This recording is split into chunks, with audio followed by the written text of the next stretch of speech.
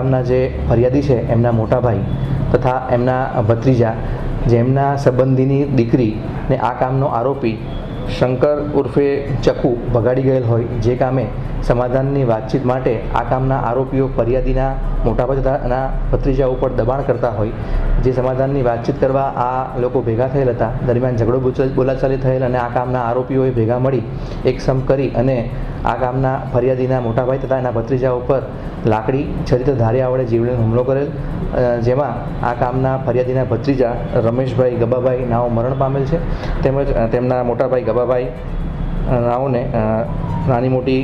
ગંભીર ઇજાઓ થયેલ છે, જે હાલ સારવાર હેઠળ દાખલ છે. 6 આરોપીઓને અટક કરી ધોરણસરની કાર્યવાહી હાથ ધરેલ છે. જે આરોપીનું નામ વિજય ગુણા, શંકર ગુણા, ભગા ગુણા,